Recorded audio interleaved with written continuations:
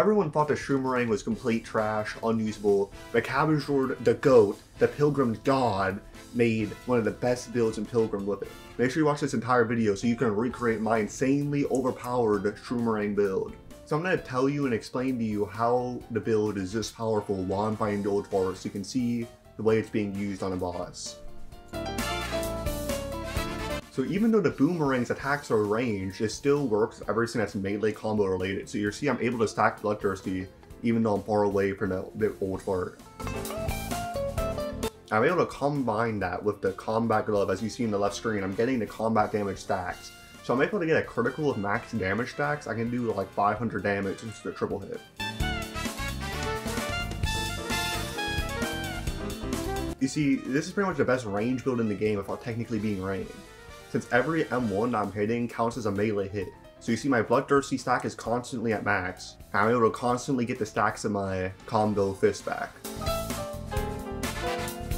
And you see I was able to use the build to easily defeat the old fart. Now first, we're going to look at our skills. So obviously you have to get Bloodthirsty, this is a must-have skill. Some of the other ones are replaceable, but Bloodthirsty you have to have if you want this build to be as good as it can, since a Shroomerang's ranged attack still procs Bloodthirsty. Now we're going to take a look at a defense tree where we got Juggernaut. Now Juggernaut, you're going to take a lot less damage, but you're going to get slower, which I don't really care about speed too much on this build. And I also like the 12% damage buff, and I know it'll be really helpful just to maximize the damage with our Boomerang. Now even with the patchwork armor, we still are lacking healing, so I decided to get Rally. You can switch this out with whatever you want, but personally I thought Rally is kind of a must-have just so we can get more healing, because you kind of need a lot of healing to fight like most of the bosses in this game. And I had 2 points left, so I just went for Athlete. You know, you can switch around a skill tree over your like. This is just what I decided to choose. Now let's get into the items I'm using. Now, obviously I had to cop the patchwork armor.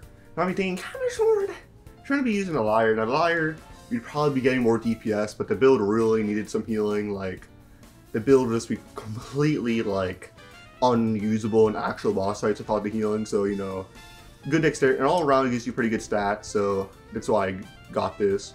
You could replace one of the skills for Delicate and you'd probably be doing extra damage.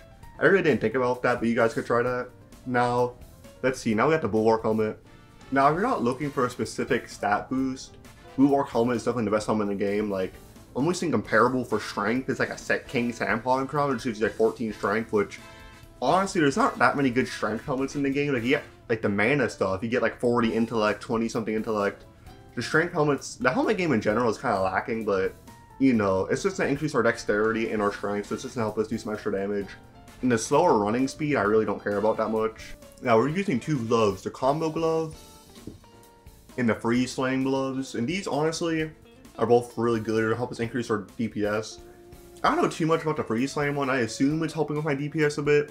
You could guys switch out the item for something else, but the combo glove is really good at this build because obviously you see I'm hitting with the range version of Boomerang, but still applying the combo strength stack.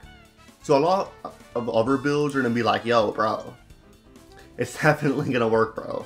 Me, just I'm one of these dummies with my fucking sword, stacking up combo strength, it's gonna work, bro, trust me.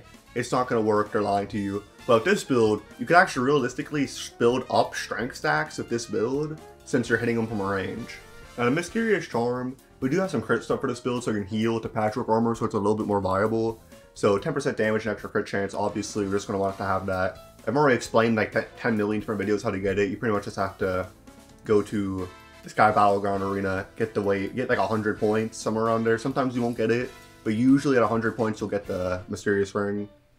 Shark Tooth Necklace, because it adds strength and it gives me crit chance. Instead of all my criticals are gonna pierce, but this would have like a 47% crit chance, so I figured, you know, 50% piercing, extra strength, how can I go wrong? Now the last item we're gonna look at is the Acute Lens. It's gonna give us more crit chance, it'll be helpful. And when below half health, 25% increased crit chance, which you could probably get more DPS if you put some different items on, but I was trying to make this build as viable as possible for actually fighting bosses than just getting a high DPS on the fucking training dummies. So if you guys enjoyed this video, please like, subscribe, and stay tuned for some Arcane Odyssey content and join our Discord. Cabbage Lord out.